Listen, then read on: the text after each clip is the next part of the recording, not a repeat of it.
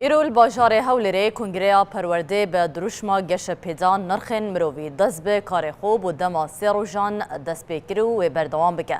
نیچروان بارزانی سرگوزیر ارمان کردستان ده کنگره دا گوتاره پیشکش کرد. راگهان اشوی کو ارکا سرمل نوین داهاتی دیگل پیوستین پاشاروژ بگونجه دوی سیستما پرورده به سراس کرن.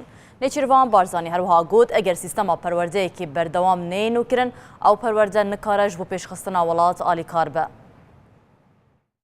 بۆ ئەوەی ئەرکی سەرشانینەوەی ئایندا لەگەڵ پێداویستی دواڕۆژ بگونجێت دەبێت بێ وچان بە سیستەمی پەروەردەدا بچینەوە. پەروەردەیەک بەردەوام نوێ نەکرێتەوە ناتوانێت یارمەتی گەشەی وڵات بدات.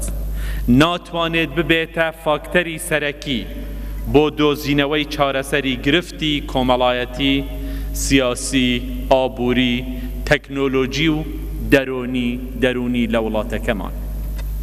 سیستەمی پەروەردە تا کۆتایی سەدەی ڕابردوو جەختی لەسەر سێ لایەنی سەرەکی دەکردەوە: خوێندنەوە و نووسین و ماتماتیک.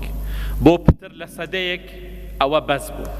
ئێستا ئەمە لە هیچ کۆمەڵگا بەش ناکات.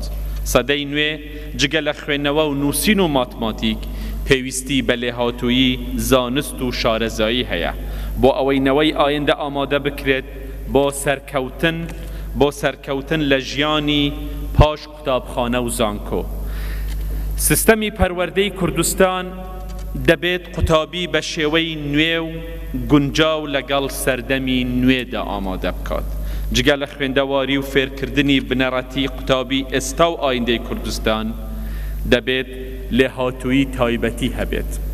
فێری زانستی پڕ ناوەڕۆک بکرێت و خۆشارەزاکردن بکاتە بەشێکی دانەبراو لە قۆناغی خوێندن و ژیانی کارکردن.